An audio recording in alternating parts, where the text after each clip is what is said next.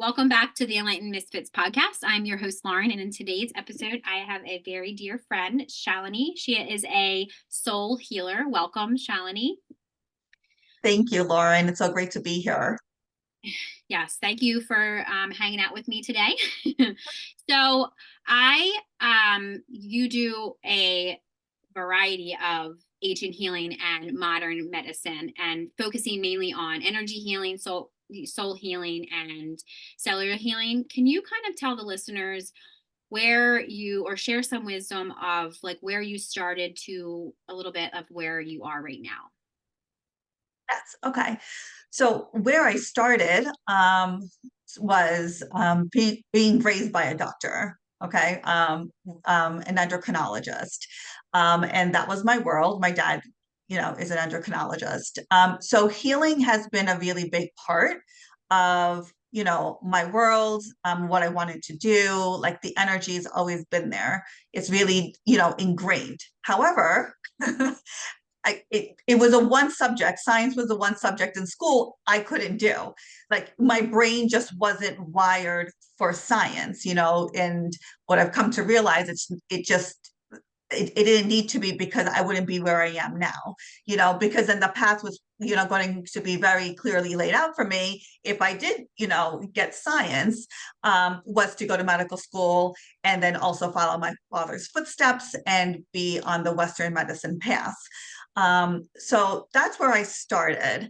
And because I couldn't do science, the next best thing was, because I loved foreign languages, I loved math, and I did international business. Um, so I went that route, and then I did my MBA in finance. So then I did the whole corporate America thing. Now, as I said, healing has been so deeply ingrained, in my bones, that that's what I wanted to do. And at the time, the only way to heal people was really to be a doctor, back in the 70s, 80s. Like that really was kind of like my limited understanding of healing, So, because I couldn't do that, I went into business. But that wasn't my heart, because I've always wanted to help and heal people. I was very good at my job, because mentally I could I had my strengths and my gifts there, but my heart, it wasn't my heart. So then, I guess I wasn't listening to the universe's, call to like leave that and to do what I really needed to be doing. And so then there was what I call the divine intervention, even though it was a global event, like 9/11. But for me, that changed my trajectory of my life. So 3 years later, I pretty much left my New York life. I left corporate America and all the things as a result from that trauma, from that near death experience. So, um, that led me to move to South Jersey. And I needed to find myself and, know what the next step was for me. And this is where all of the holistic healing modalities found me. I didn't know any of these things existed, like Reiki. And it found me. And it was like everything I imagined it could be, like, healing my way, not the Western medicine science way, but like more on the energy, because that I've always believed in and always resonated with. So now I feel like where I am with, it's been over 15 years on this path, to bridge ancient healing with, modern medicine and bring it together for optimal health. I love that. And I was going to say, I can't wait for you to explain to the listeners too about your amazing sound bowls, this wand goddesses, because in my perspective, and I think a lot of people that know who you are and know you, they think that I've been at events with you, like I know you personally, right? But I've never, that gift of the bowls is just, it's magical. Like I can't tell you in words how it feels. Like they just have to experience it with you, or just experience your healing sessions with the bowls, because you can't listen to a YouTube recording. You can't listen to any type of recording like to get that experience. Like, and when I've experienced it in person with you, at that event. I was like, wow, I've never, ever, ever, ever had this type of experience before. So do you want to share a little bit about the swan goddesses? Yes, of course. Oh my goodness, the bowls, the bowls. Yeah, I usually just call Um, them the bowls, but no, the no, listeners no, are no, no, like, what are no, they talking no. about? Oh my God. It's just like they are magical to the point where, like as you know, that and you mentioned like the business is called, Swan Goddess. And so then of course I needed a name for my bowls. And so now and like you're saying, people that have experienced the bowls, consistently just have no words. I have no words either for like playing them and the way they come through, Yeah. but magical is always the word, and it's because it's really something we can't put words to. It's like an experience, once you have the experience, it's so true. And you can't like go back to anything else, right? So it's like so I call them my swan angels, because they're also so angelic, So with the bowls, I have the whole set, like this eight bowls, from all the chakras, and so the energy centers, and they're so from the root to the soul star. I added the eighth one a couple of years ago. So um it's all about cellular healing. They say similar crystalline structures are in our bones that are clear quartz, that are in our watches and other technology. So we also have that similar crystalline structure in our bones. So when I play the bowls, it allows the sound and the frequency and the vibration like goes straight to the bones, right? It permeates through our skin, through all the things, and it just hits our bones at a cellular level. So whether we feel relaxation, we see colors, we have an experience, we have visions, it could look like anything, whatever the body needs at that moment for you is what you will receive from these bowls. But at the end, no matter what you receive, it will be you will feel lighter, you will just feel like you were just like surrounded by like angelic wings and held and nurtured and protected, and like there's like this divine love, and I think that's why it's so hard to really put into words, Yeah. what the experience is like until you've experienced it. And you're right, it's hard to really get that through YouTube, or other sorts of recording, because with pandemic I tried to do that because I couldn't play them anymore in person, and I know that was the healing so many people were seeking, but there was just not enough microphones and this setup and that setup, because I looked into it. Trust me, I looked into how can I do these bowls, so I can help people feel some sort of relief and take some pain and worry away at that time. But it really is just isn't the same. I'm hoping someone eventually comes up with something so people have access to this across the world, and it's not only limited to in person, but it is, they are really quite magical. And, people, I can only hope that if wherever you are in the world, that you can find someone, and experience the bowls. Yes. Now, when you do your healing sessions, like with clients, like over Zoom, if that's what, and you're not in person, now do you use the bowls or you don't normally use the bowls with them? It's more of like events or in person, like you said. Yeah, bowls are typically in person.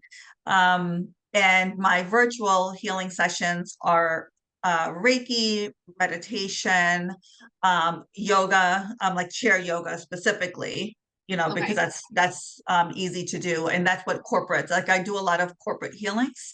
So, they're already in conference rooms, they're already at their desks, right? So like, we just people just, if people are still working from home or they're wherever they are, they can just log in, and then we do chair yoga.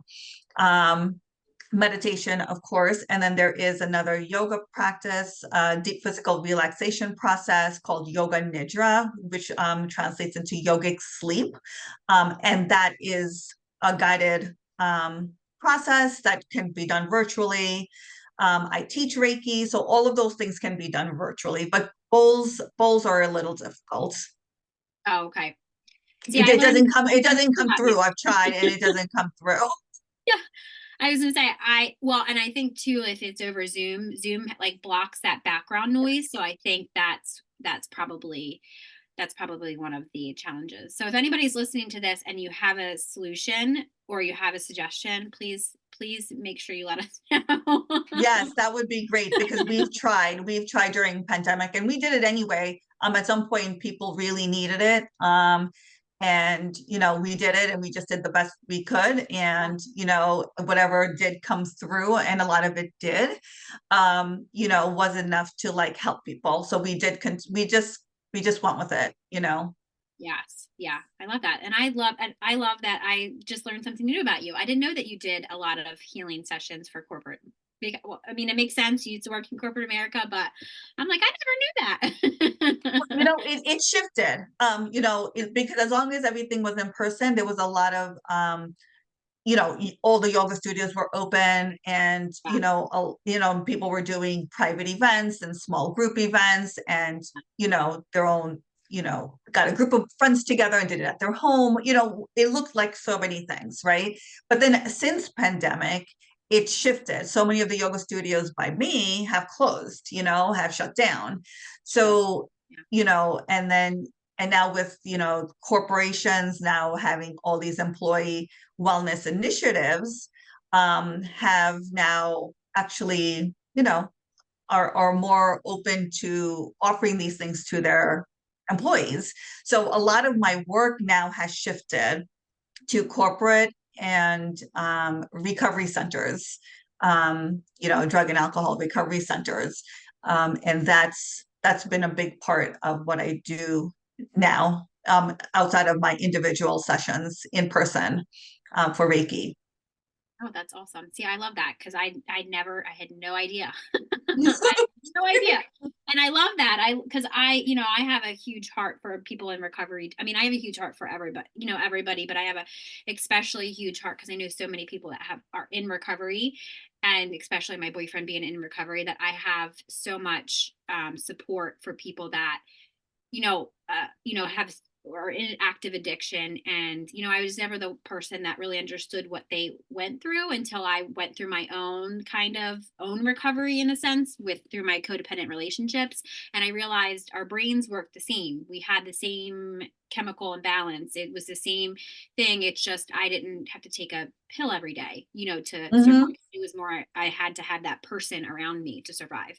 So I definitely love that, your gift and giving back to the world is through that, because I truly believe holistic healing for like recovery too, like meditation and them to understand themselves and, clearing all that, trauma, generational trauma, all that stuff really, really can help, especially like cellular healing.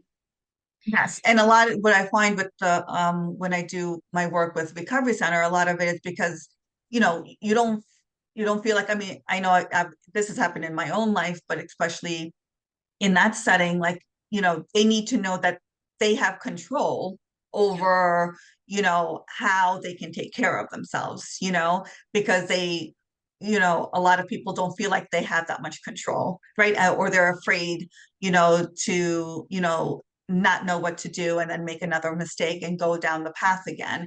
And so when we do our work together at the recovery center, it's really important for me to have them understand that they have more control than they do. So when we do the Reiki, when we do the meditation, when we do the yoga, right? And that is the perfect opportunity for them to see that they have control instead of the mind controlling them. You have an opportunity now to tell the mind that you're in control, right? Because our mind, whatever goes on in our head will always go on in our head.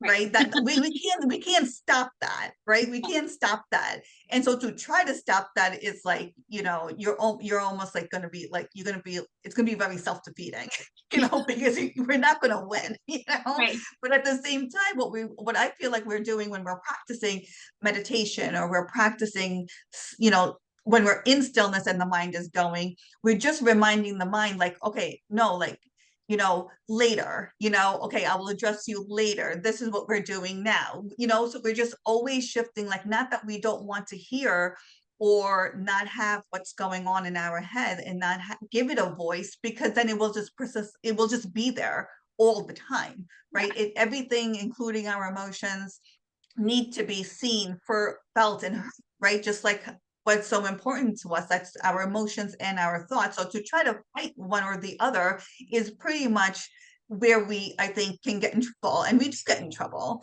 in like not taking care of ourselves the best way that we can.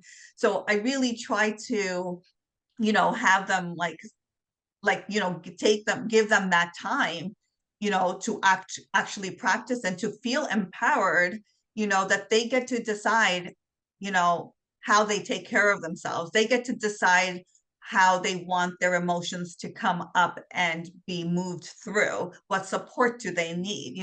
They get to decide, do we let the mind, just take over, or do we try to, like, nurture the mind, enough to say, you're safe, I'm hearing you just right now, we just need to take a break right now. We just need to take a break for an hour. I'm trying to take care of us, like that sort of thing. Yeah.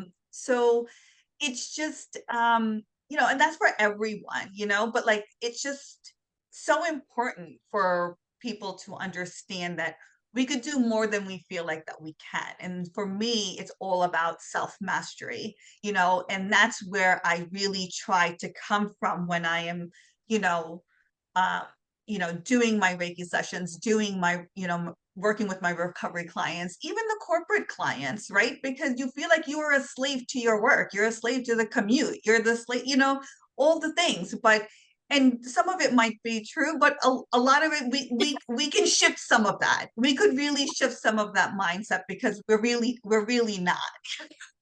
Right. So, but let's just see what's going on inside of ourselves. So self-study, self-mastery is super, super important for me, because I feel like, um, we can definitely feel empowered in how we take care of ourselves as a result. Yes. Yeah. I definitely can resonate with that because, I felt like for me, up until I don't know if you've seen about my retreat, but I did my first ever retreat a couple weeks ago. Now, when this Mhm. airs, it'll be, 10 weeks or whatever. But um, I didn't realize that I probably was on this spiritual journey. I feel like my whole life. I feel like I've hit it. My gifts. I've always had my gifts. I just kind of would talk about different things, but then people would, shame me about it. Or, I didn't feel safe. Like I never really felt safe in my body, actually. Speaking about, another mentor, when I'm going right now, I'm going through this shamanic journey that I realized that up until a couple weeks ago, I never accepted myself. I also never loved myself as much as and I say this, and it's like I gaslit myself into thinking that I loved myself. And then it turned into this self-sabotage behavior and that whole rabbit hole of all that stuff. And I realized, how can I be this guide, right? That's, what I am, that I have all of this junk over here, like, all this shadow. And I realized that if I just speak about it, I speak a lot about it on the podcast or just on my social media. And I realized through my retreat that I never let anybody close to me. Never once. Up until a couple weeks ago, I'm in a healthy relationship now, and I still didn't even let him in. So it was like that shift that I didn't think I needed when I thought I was going to this retreat to hold space for other women. I often forget that I have to hold space for myself. I have Mhm. to, make sure I say self love and truly believe self love. Like I do it for myself, right? It's not just going to get your hair done. It's not just going to get your nails done, my self-love, that was like surface level. That was like the leaves on my tree branches or whatever. The root was, I didn't feel like I was lovable. And this shifted a couple weeks ago from when we're recording, like I said. And it was like that deeper layer of, now I have all of that experience to share with my clients and share with the world, that you might say you love yourself, but do you truly? Like, that was the question that I kept, and I repeat that in my mind because I don't have evidence of that, and I haven't, you know. But then I realized I did, because I have all these experiences last 8 years of truly being open. Well, like I Mm-hmm. thought. But it's like, I'm saying this all to say, because I didn't know, and I thought to myself when I got back from the retreat, I have to say, I didn't know how to express it. I was like, I know people are going to ask me about my experience and transformation. I did share that a little bit on social media.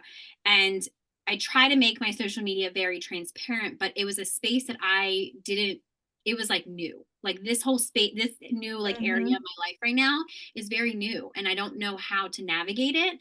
So it's like, I'm trying, I'm doing, I'm not trying, like I'm doing my best to navigate through having my heart open and not closing it every single time that I feel shame or feel vulnerable, and just kind of speaking that. And it's a different type of experience, but I could feel my heart closing, and I still feel my heart closing sometimes. And I just, like you said, I allow myself, no, I can control this. Like, my mind is not telling me, my mind would always say, oh, no, no, no, we're not doing that. Oh, no, no. And I'm like, no, but I'm safe. Like, it's different. Like, if it's a different experience, Mm-hmm. obviously, if I'm not safe, I know that. But it's like, with all that to be said, I feel like whoever needed to hear that could be experiencing the same thing, that I did. Even if you have been doing this for a long time, I feel like that was my self sabotage. Do I talk about it, or do I just act like it didn't happen? And then I'm like, but me being authentic and real, I have to talk. Oh, I have to talk about it. I have to Yeah. say something. I have to say something, but people, from their own point of view, from what I posted, I said this to a couple other people, they thought that there was something wrong. And I said, no, I appreciate you asking if I'm okay, but I'm okay. Like, I'm just speaking it for the people that may need to hear it too. Right. So Yes. anyway, And I the went thing off the is, tangent for this. right. Yeah. Yeah. Right. And like you said, you're okay because you've done the work enough to know that when something like that comes up, like it doesn't necessarily scare you. You're willing to look at it. You're willing to just explore it. You're willing to, you know, like let it present itself the way it needs to, so you can actually, sort it out and decipher it and discern. So I feel like so much of that time when we don't know, and like this new space that you're talking about, Yeah. um you know because that retreat was transformational, right? And because it's new and it was deep, sometimes we just don't need to do anything. We just need to be, you Right. know, because we need that integration time, and we can't process it right now because it's not fully integrated, so once it's, and as long as it needs to take, because eventually it will take, and you will be able to know what that is, and maybe put language around. But it's so important just to give ourselves that time to be as well, because it is new. It is a new feeling, so I can resonate to that a lot. And what I feel like what happens when I'm in that space, and I feel like I was just recently in that space because I just came back from like this life-changing experience in Japan, is that what you were talking about, self-care, and self-care will have so many layers to it, right? As long Mhm. as now that we collectively can understand the importance of self-care, and it's not selfish, and all the things that used to be associated with self-care, we can now at least understand the importance of it, for our health and for our wellness. But now everyone has to go through a deeper layer of it. right? We can't stay in the same spot. We always have to evolve. We always have to grow. We always have to go to the next level, which unfortunately, when it comes, I mean, or fortunately, just depends on how you feel about addressing, what's going on in your heart. With self-care, that will require you to go deeper into your emotions, right? Deeper into clearing what is actually blocking you emotionally, which then affects you mentally, then affects you physically. So it's really, our emotional wellness that with self-care, I find gets unraveled. And at some point, if it becomes uncomfortable because it's too vulnerable, or there's too much pain there, we will stop, you know, but if we can find like the right guide, the right mentor, the right support, the right, you know, therapist, whatever modality we need, and that resonates, um you know we need to be encouraged, to like really dig deep there and really clear out, the deep, unprocessed, pain, and sadness or whatever it is, because that's preventing us from experiencing our light. So the self-care eventually goes into soul care. That's how I see it. Because then you're taking care of your soul because you've taken care of your heart. So the more you take care of your heart and the emotional from the past, like you said, or you know, uh, ancestral genetic coding, again, things that we don't know. Some things we know, but there's enough that's like being stuck in our bodies, in our cellular memory, that we don't know. So once we start working on that and the heart feels lighter, then the mind can relax a little bit, we feel a little bit better and safer in our bodies, then we can go into soul care, and then we start feeling, pretty holistically well, and then we can try to keep up with the practice. That's how that's where I feel like how I see it, because that's where I feel like I am in my life right now, from the self-care to the soul care, but soul care requires you to go where you might not want to go Right. And emotionally. I was going to say, I love that you say that, because that was going to be something that I was going to say, like, do you believe that it has all connected to soul care? Because I believe too, because, people ask me, is your soul your heart? I believe it is, but in a different way. Like, people get confused with chakras, or, like having their heart open versus your heart will close a little bit. But it's like, from my experience, I, my deepest genetic trauma, now that's going into human design, but my genetic trauma from my chart is rejection. So the main emotion to rejection is shame. So every single time I had an experience, I shamed myself, thinking that as much as I think I told other people, because I could give great advice, but I never took my own. That I'm like, you can't shame yourself into healing. Well, duh, Lauren, you did that your entire life. So why don't you take your own advice? And it wasn't until a couple weeks ago that I took that advice, that I stopped shaming myself because of somebody else not liking me, somebody else rejecting me, whatever. And I just said, how do I just love this shame? And it was like that click, like you said. It was like, and it's like all of the experience that and all of the things, that healing that I've done, is literally, it just all connected to that one piece that I needed to, because I can give love out. I can give so much love, Mhm. so much compassion, so much empathy. But it's like, why can I not give it to myself? That was what I asked myself. I asked my inner child that. And it was like, because you never have. You never let us love, like let you love yourself. And it was more of like, then, that then like your ego and your logical mind, it's like, yeah, yes, you have, like, you've done all this stuff, and it's like, it's all of this, and it's like, no, I haven't, because I don't feel it. So it's like, connecting that was, it was like life changing. And I feel like I've been to retreats that were life changing, but it's like, I knew, just subconsciously, I just knew that. And even up until this retreat, I've said this to the people there, I didn't want to come here. And I was very honest with them. I didn't want to come here because I knew I was going to have to face that shadow that I was rejecting. Yeah. Could be enough.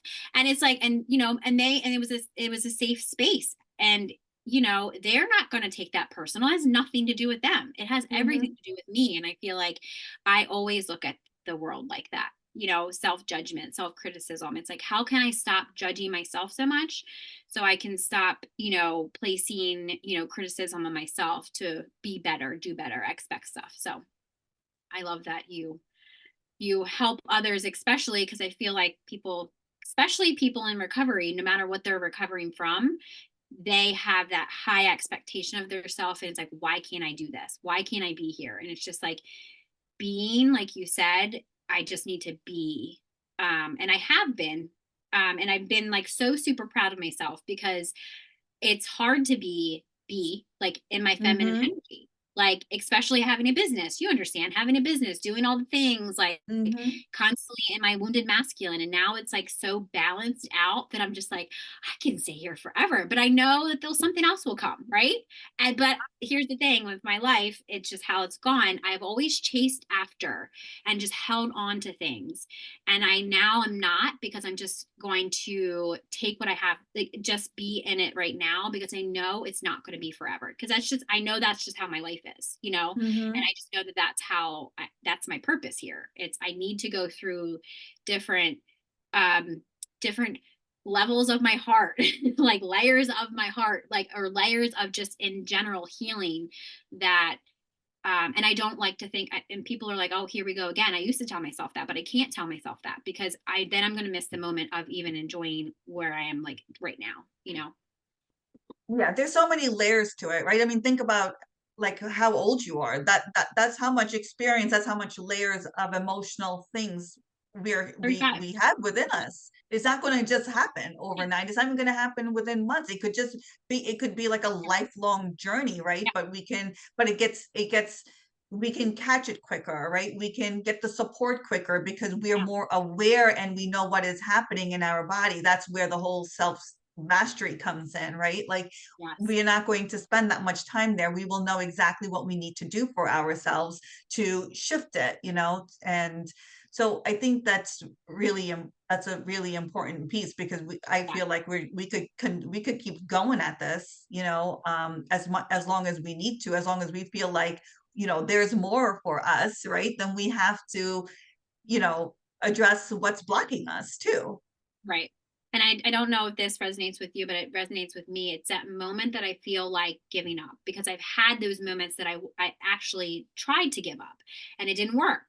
So that is like that moment that and it's usually just one thing. On it could be one thing, a text message from somebody. It could be a friend that just sends me a message, that it's just like, I don't want to be like, I think I even heard myself, or maybe said out loud, in the shamanic journey, that I was just like, God, why is it so hard? Like, why is life so hard all the time? And it was just like that shift with my mentor. Um, she said, because you have a greater purpose, remember that. And it was like, that was the shift that I was like, okay. And I just kept going because I have all I know, it's like, I know what I need to do. It's just like, I just need that push, that it's like, this is what you're doing. You don't forget about, because I always think it's like a finish. It was always like society always like, oh, you just got to get to that next point and then it'll be better. And it's like, no, like it's not. You're gonna miss all that experience and all the good that can come out of that if you just keep going from point to point to point to point in your life. It's more of like, enjoy the journey versus think of it as like a finish line. Yeah. No, I get that. I think for me, it's more um not about I don't know about I don't think it was so much about giving up outside of just me the way I am. Like I don't stop till I find a solution. Like it bothers me so much. Like I keep it's again, it has nothing to do with giving up. It's just like I don't know what it is, but maybe it's that Leo sun, sign within I was me gonna say, are you a like Leo? the fire, right? It's just like Yeah. for Yeah. me, for me, the way things have presented itself in my life, the solution is what everyone thinks the solution should be because that's how it's been done, right? That's how everyone in this world is doing it, right? So that's how I need to do it. That is not true for me. And so for me, and I'm a very solution oriented person. So I know that's not my solution. I will find a solution and everyone will look at me like, I don't know how you're going to do it really, because this is how you're supposed to be doing it, right? Because this is what Right. people know. And I always somehow find a way, because it's never the way it's done, So somehow I found this like very unconventional path for myself from the time I was a teenager. So for me, it's like no, like I'm going to figure this out, right? And somehow I do, but it's that in itself can be, it feels lonely and it feels frustrating because no one's there to really help me and support me, because everyone that will help me and loves me and will support me wants to do it the other way that doesn't work for me. So that's Right. that's my life, like I always have to find a way, and then they just like, I don't know how that just happened. I'm like, because there's always a way. There's always a Right. way. I've said that from the time I was like a teenager. I don't know why I felt that way, but I always did. Everything, like, you and I believe in this, that all things are possible, right? There's Right. like, Yeah. things are like, opportunities are limitless, solutions are limitless, like, Right. thinking outside of the box, whatever language you want to put around it. You and I Yeah. believe in that. But I feel like my life has literally played out that way, Yeah. because I've had to, so no one can really explain my life. Like people in my life right now cannot explain my life, because I've not done it their way. Yeah. And Well, I'm continuously not doing it their way, because it just doesn't, it's not necessary. yeah. I was going to say, now that you said it in the way that you said it, it is, I can resonate with that too, because when people look, old friends, family members, whoever, they just watch me and they're like, Hmm. how the hell? Like what? Like same thing about like being a motivational speaker. What? Lauren? Like Hmm. what? Like, and it's just like I just kept saying yes to things that I felt that my gut was pulling me towards, like being very emotionally connected to something. I don't really know what it is. Just like there's something in my life right now that I have no idea how it's going to happen, but I said yes, and I know that it's going to happen regardless of if I know the details or not. It's just something that I know I needed to say yes to, and it doesn't matter. People literally, I people have said that you are insane, like you're insane, but it's like, I can't really talk about it right now, but you're insane. And I was like, but I just said yes. I mean, if it doesn't work out, then it's not supposed to.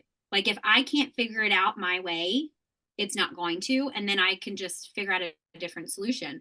But for me, having a Pisces moon and a Pisces rising, I have to be very emotionally connected to it, like that feeling of I don't know how to put this in words, but I know I need to do it. Like that's, and you can't say that to the average person because they're like, No, okay, like no. they And I don't love that because understand it. Yeah, right. And there's I a love very that because yeah. small, there's a very small, and I have to say that I have a very supportive like my mom, my daughter too, she's supportive. My parents and my boyfriend is very, very supportive, and they don't ask questions when I just say I have to do this. Hmm. Not that my daughter questions me, well, she might, Yeah. but in her own language, being 4.5. But like they support me, and I don't have to give them an explanation like to it, because they just know that it's just like, okay, here she goes again. Like, Yeah. and I feel Same. like that's the only way, like you said, it's like I feel like that's the only way that I can empower myself for one and enlighten myself to get to that next level, because I have to do it, like I have to do it. I always felt like there was other leaders, and there is people that go before me, other people that guide me, but I feel like now I'm in this role that people look up to me now too. And if I stop, where does it, everybody else, and I have to say this, like everybody else that looks up to me for my guidance, I let them down. And it's like, I can't do that. It's just not something that I'm going to allow to happen. Right. So Because now you feel responsible, right? It's a right. responsibility, Yeah. right? To be a leader, to be a healer, it's a responsibility. We don't take it lightly. I'm a Pisces rising, by the way. Oh, are you? Yeah. Oh, So I know I loved you extra for that. And plus, I was going to say, I love Leos because, I'm an Aquarius, like sun. So they're the opposite. that's the moon, Aquarius moon. No, Aquarius, ego. or my sun. So the ego part No, is the my moon is Aquarius. oh my goodness. I'm like, wait a second. Yeah. Because at first everybody just knows the sun. So Aquarius or like your sun. And then I'm like, wait, I have a moon sign and I have a rising. This is like what I Yeah. found in astrology. And I was like, because Aquariuses are, I am a super human to detach my emotions from anything. It is so easy for me to do that. But then I learned that's not healthy, Lauren. That's an old pattern. And so now it's like, I have to feel through this. I'm like, that's where my Pisces moon comes from. Like, I have to cry about it. I actually have to feel it, like, and it's like, now that makes sense of like, if I felt something or I felt somebody's emotions, or I could be picking up on somebody else's emotions around me, then I'm just crying. I was like, why am I crying? I'm not sad. But then I realized if I'm not sad and I'm not crying for that reason, it's I'm picking up on somebody else's emotions that are really strong or something like that. And it was like the differentiate of like, is this my anger or is this somebody else's? Is Right. this my, and I yeah. Oh, that's why I love you. I've always loved you, but I like now it makes sense of why I really was like, I just love her. Like there's just something deeper. I'm glad that we had this conversation. No, same, same. It's been great. So, as we wrap up our conversation here, can you leave a maybe an empowered message for the listeners if they're maybe struggling with trauma or they're struggling just in their journey? Like, what would you say to them? Um, to find space, and that could even look like a minute, 5 minutes, whatever you can give yourself, whatever you can find for yourself, to really like be like to be able to be in a space where you can listen to your own voice.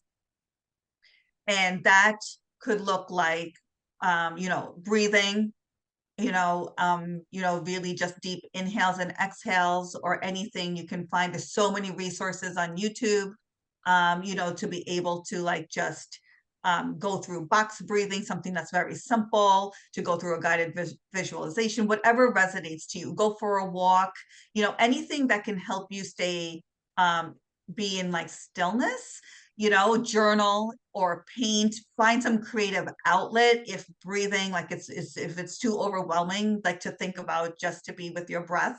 Because I know sometimes, people have that experience, but, journaling, writing comes easy, painting comes easy, going for a walk comes easy, is easier to do. Whatever it is that can like bring some sort of stillness to your life for a few minutes, I would really encourage to bring that into your life. So you can eventually like come down from all of the external stimulus and all the external voices that are probably, causing even more, you know, detachment from like, what is like how to support yourself or what is true for you. Need to be able to like listen to your own voice because you're being bombarded by all the other things that you cannot listen to your body. You can't listen to exactly what maybe the guidance or the messages or the signs around you that the universe might be trying to shower you with, or to, bring some peace, to bring some sort of, you know, like calm in your life. We're not able to really get that support if we cannot listen to our own voice. We cannot listen to our own body. We cannot listen to our own heart. We cannot support ourselves. So if you need to like, you know, uh, take your phone, put your phone away, like just do whatever you need to do to like give yourself like 2 minutes of some time to just be by yourself, to listen to your voice, to listen to your breath and your body. That will be really helpful as a first starting point, and then get support if if that is what is required. Yes, I love that. So just to reiterate what she said is when especially because people say they can't find time and it, like she said, it's just take 2 minutes, 2 minutes to yourself to do whatever you need to do in that stillness. So thank you so much for all of your wisdom, Shalini, and joining us today on today's episode on the Enlightened Misfits podcast. If you enjoyed today's episode, don't forget to subscribe. You can leave a review. I'll make sure all of her links and any way to contact her on social media is in the description box. And you can share this with somebody that you feel that would gain knowledge from listening or value. Stay tuned for more captivating conversations in the future. I hope you have an amazing rest of your week, and I will see you next time.